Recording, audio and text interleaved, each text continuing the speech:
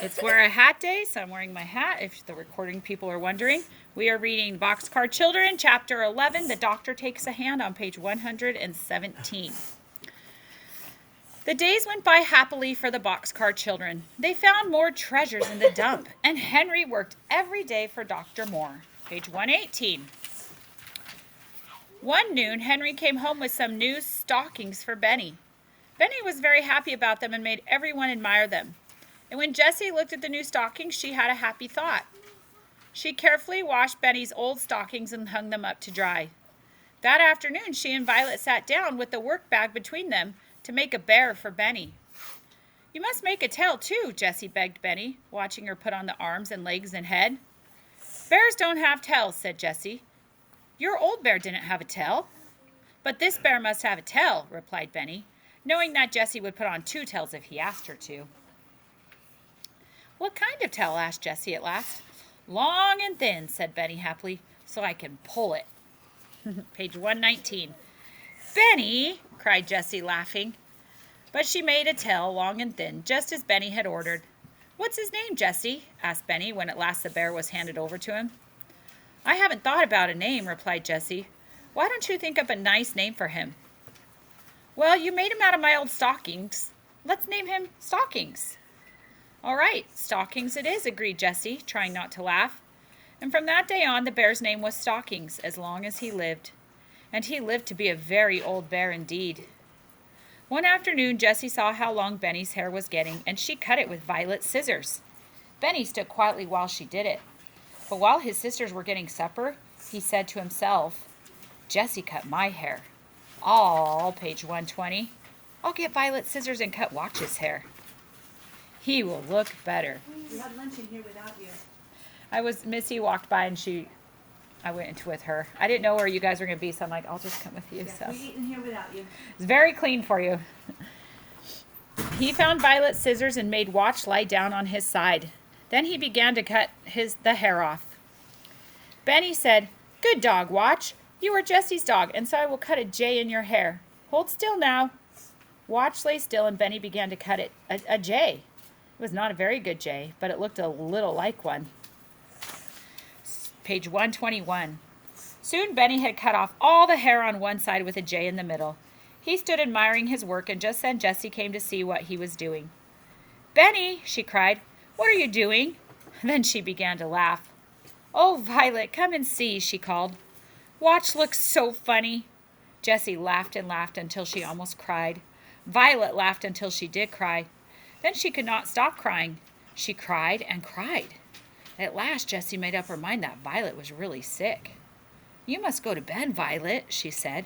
She helped her carefully into the boxcar and put the pine needles all around her and under her. Then she wet a handkerchief in the cold water of the brook and laid it on her little sister's hot head. I wish Henry would come home, said Jessie. What shall we do? 122. When Henry came at last, he looked at Violet and said that maybe she had a cold.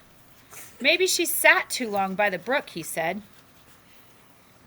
If Violet is very sick, she ought to go to the hospital, said Jessie. Yes, I know that, said Henry, and we don't want her to go to the hospital if we can help it. We should have to tell her name. Yes, said Jessie, then Grandfather could find us. The two older children sat up with Violet. They put cold water on her head, but after dark, Violet shook all over, and Jessie was frightened. She covered Violet all over with pine needles, but still she shook. They could not get her warm. I'm going to get Dr. Moore, said Henry. I'm afraid Violet is very sick. Then Henry started to run. He ran even faster than he had run in the race. Page 123. Down the hill into the town he ran until he came to Dr. Moore's house. Please come, he cried. Violet is very sick. The doctor said, Come and get into my car. He did not ask Henry which way to go, but the car went up the right road. When they came to the woods, he said to Henry, Stay here in the car. He ran alone up the hill to the boxcar. It seemed like magic that he knew where to go. When Dr. Moore came back, he was carrying Violet in his arms. Jessie and Benny and Watch came too. They all got into the car. Are you going to take her to the hospital? Asked Henry. No, said Dr. Moore. I'm taking her to my house. When they stopped at last, Dr. Moore carried Violet into the house, page 124, and said to his mother, Violet is very sick. We must put her to bed. Mrs. Moore hurried around opening beds and bringing pillows, and Mary came from the kitchen with hot water bottles. After a while, Violet began to get warm. Then Mrs. Moore came to get the other children. You must stay here all night, she said. She gave Henry and Benny a big bed, and Jessie slept in a little one.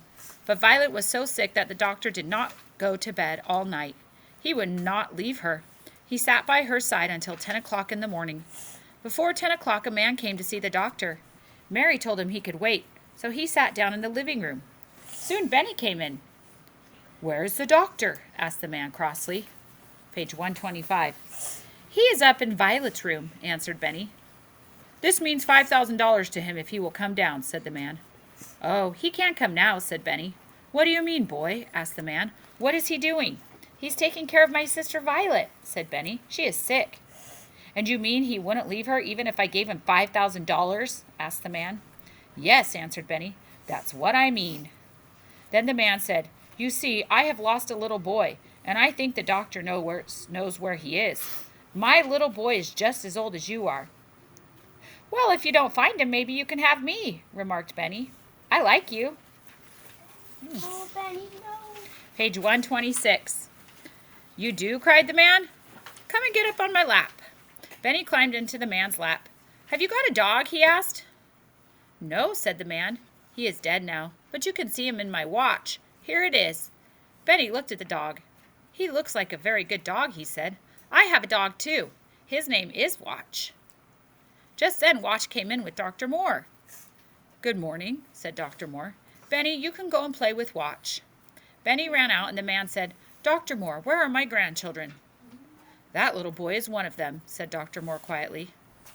That beautiful little boy, said the man. Yes, said Dr. Moore. They all are good children, but they are afraid of you. They are afraid you will find them. Page 127. How do you know that? Asked the man. They have changed their name, said the doctor. He looked at the man in a queer way. The big boy changed his name on field day. You saw him then. I saw him? What did he change his name to? Asked the man. Henry James, said the doctor. The running boy? Cried the man. The boy who won the free-for-all? I liked that boy. So I am his grandfather? Page 128.